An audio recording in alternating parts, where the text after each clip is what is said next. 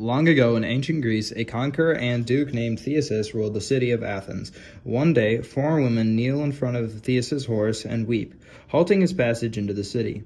The eldest woman informs him that they are grieving the loss of their husbands, who were killed in the siege of Thebes. Creon, the lord of the Thebes, has dishonored them by refusing to bury or cremate their bodies. Enraged at the lady's plight, Theseus marches on Thebes, which he easily conquers. After returning the bones of their husbands to the four women for funeral rites, Theseus discovers two wounded enemy soldiers lying on the battlefield, nearing death. Rather than kill them, he mercifully heals the Theban soldiers' injuries, but condemns them to a life of imprisonment in an Athenian tower. The prisoners' names are Palamon and Archite, are cousins and sworn brothers. Both live in prison tower for several years. One spring morning, Palamon awakes early. He looks out the window and sees a fair-haired Emily, Theseus' sister-in-law.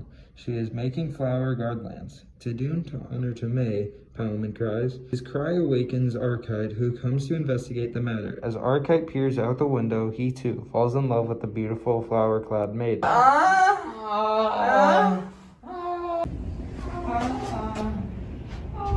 What the f?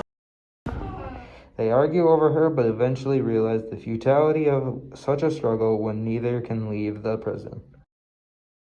Sorry about this part. Crago's a loser and can't be here, so we're using John's sister as the actor. Thank you. One day, a duke named Pirithous, friend of Theseus and Archite, petitions for Archite's freedom. Theseus agrees on the condition that Archite be banished permanently from the Athens on pain of death. Archite returns to Thebes, miserable and jealous of Palamon, who can still see Emily every day from the tower. But Palamon, too, grows more sorrowful than ever. He believes that Archite will lay siege to Athens to take Emily by force. Hey, Craig back. Sometime later, winged Mercury, messenger to the gods, appears to Archite in a dream and urges him to return to Athens.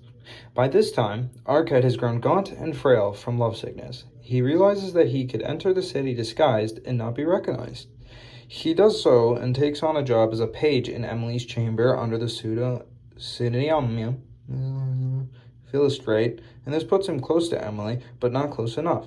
Wandering in the woods, one spring day, he fashions garlands of leaves and laments the conflict in his heart, his desire to return to Thebes and his need to be near his beloved. As it happens, Palamon has escaped from 7 years of imprisonment, and that very day, and hears Archite's song and monologue while sneaking through the woods. They confront each other, each claiming the right to Emily. Let's fight!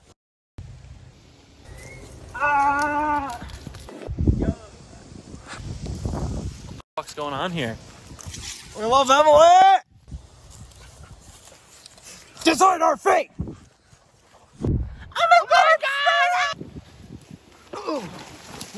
There's gonna be a tournament in 50 weeks.